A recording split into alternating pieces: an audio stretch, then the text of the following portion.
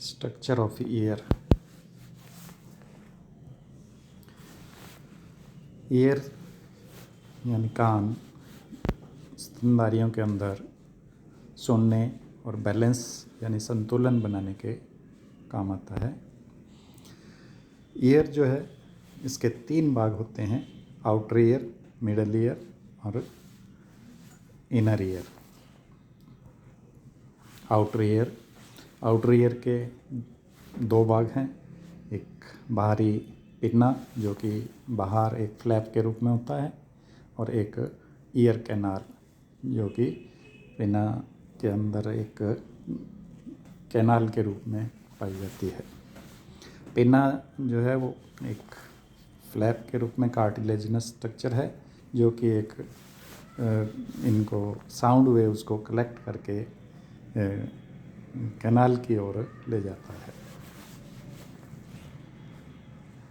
Ear canal जो है इसको ऑडिटरी मेटस भी कहते हैं। ये लगभग 1.25 इंच लंबी तथा 0.25 इंच डायमीटर की होती है।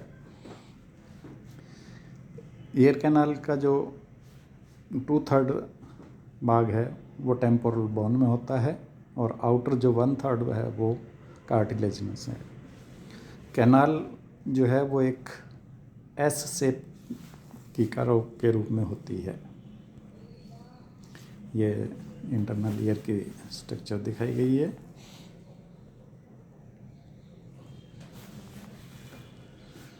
ईयर कैनाल जो होती है ये साउंड वेव्स को टिम्पैनिक मेम्ब्रेन की ओर ले जाती है।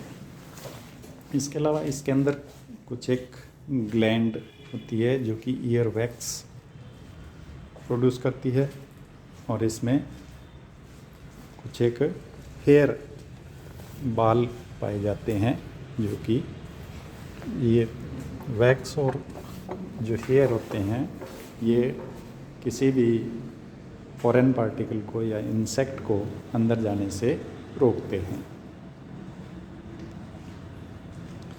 Middle ear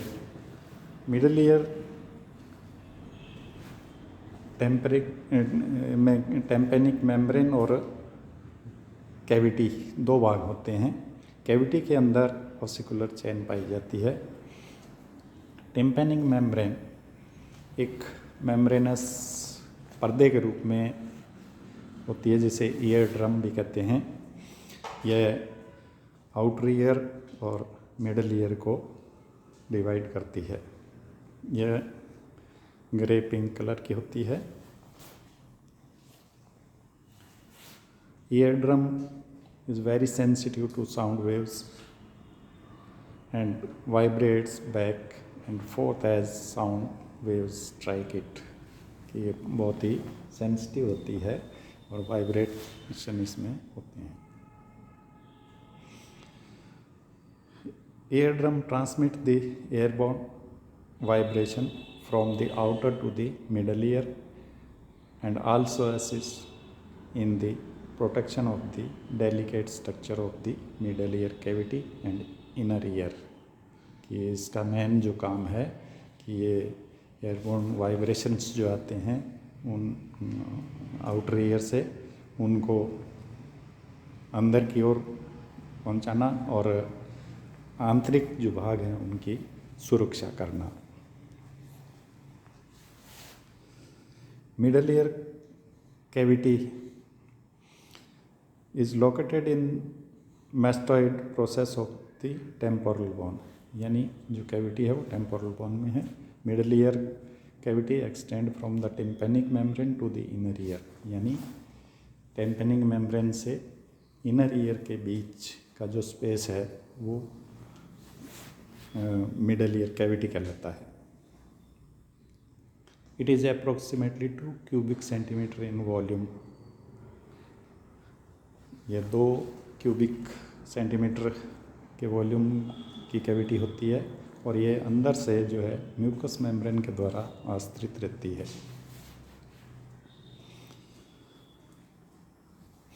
middle ear cavity is actually an extension of the nasopharynx via Eustachian tube. Eustachian tube से ये नेसोफेरिंक्स से जुड़ी रहती है। Eustachian tube act as an air pressure equaliser and ventilates the middle ear. कि जो outer ear यानी बाहर का जो वातावरणीय दबाव है उसमें और मिडल ईयर के अंदर जो प्रेशर है उन दोनों को इक्वलाइज करती है, वरना जो टिम्पैनिक मेम्ब्रेन होती है उसको नुकसान हो सकता है। इसलिए ये जो है यूस्टेचियन ट्यूब ये सीधी इसमें बक्कल कैविटी से जुड़ी रहती है ताकि जो मिडल ईयर और आउटर का जो प्रेशर है वो बराबर बना रहे। Ossicular chain, middle ear is connected and transmit sound to the inner ear via the ossicular chain। कि जो साउंड वेव जाती हैं उनको एक ओसिकुलर चेन के द्वारा, ओसिकुलर चेन में 3 बोन्स पाई जाती है, छोटी छोटी 3 हड्डियाँ या बोन्स होती है। ये है malleus, incus and stapes. Malleus जो होती है वो टिम्पैनिक मेम्ब्रेन से यानी पहली बोन जो कि टिम्पैनिक मेम्ब्रेन से जुड़ी रहती है, और सबसे छोटी जो स्टेपीज होती है वो इनर ईयर के अंदर जो ओवल विंडो होती है उनसे जुड़ी रहती है। और इन दोनों को यानी मेलियस और स्टेपीज को जोड़ने वाली जो होती है वो इंकस होती है। तो ये 3 बोन जो है वो आपस में जुड़ी रहती है, जिसको ओसिकुलर चेन कहते हैं। Inner ear is composed of the sensory organ for hearing the cochlea. कि इसके 2 भाग होते हैं, एक कोक्लिया और एक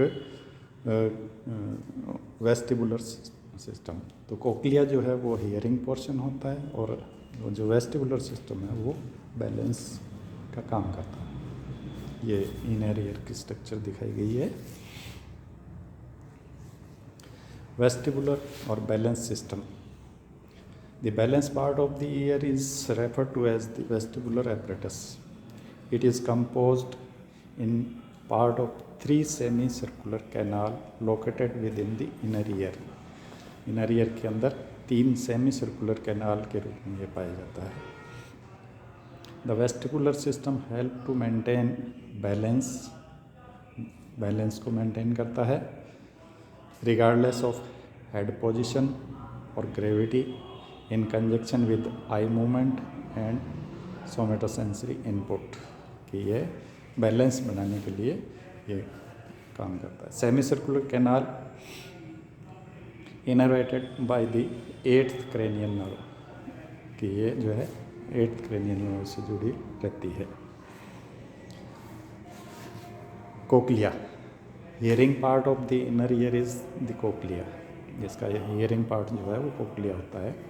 cochlea is spiral shaped similar to the shape of a snail. Snail की आकृति का ये एक स्पाइरल शेप्ड होता है। Cochlea is composed of 3 fluid filled chambers that extend the length of the structure। Cochlea में 3 जो है वो चैम्बर्स पाए जाते हैं। The 2 outer chamber are filled with a fluid called perilymph। जो 2 बाहरी चैम्बर होते हैं वो उसके अंदर जो फ्लूइड भराता है वो पेरिलिम्फ कहलाता है। Perilymph act as a cushioning agent for the delicate structure that occupy the center chamber। कि उसमें एक कुशन के टाइप में ये काम करता है। It is important to note that perilymph is connected to the cerebrospinal fluid that surrounds the brain and the spinal column। कि पेरिलिम्फ जो होता है वो cerebrospinal fluid से कनेक्टेड होता है। The 3rd fluid filled chamber is the center chamber called the cochlear duct। cochlear duct के अंदर जो है वो एंडोलिम्फ द्वारा होता है। Cochlear duct contain the basilar membrane upon which lies the organ of कोटी। कोक्लियर डक्ट के अंदर एक बेसिलर मेम्ब्रेन होती है और बेसिलर मेम्ब्रेन पर ऑर्गन ऑफ कोटी जो पाए जाते हैं। ऑर्गन ऑफ कोटी जो है वो सेंसरी ऑर्गन होते हैं जो कि सुनने का कार्य करते हैं। ऑर्गन ऑफ कोटी के अंदर 30,000 फिंगर लाइक प्रोजेक्शन ऑफ सीलिया, कि इसमें सीलिएटेड सेल्स होती है जिनमें लगभग 30,000 फिंगर लाइक प्रोजेक्शन जो है वो पाई जाती है, जो कि एक रो के रूप में अरेंज्ड होती है। These cilia are referred to as hair cells. Each hair cell is connected to a nerve fiber that relays various impulse to the cochlear branch of the 8th cranial nerve और auditory nerve. Each जो hair है वो nerve fibre से जुड़ी होती है, जो कि 8th cranial nerve से जुड़ी होती है, ब्रांच होती है उसकी। The 8th cranial nerve or auditory cranial nerve carries the impulse generated from the organ of Corti to the brain stem। यानी जो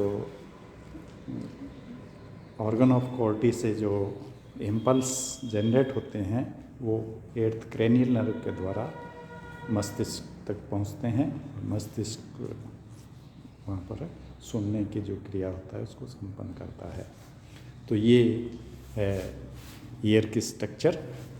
अगले पार्ट में अपने करेंगे working of the year. Thanks.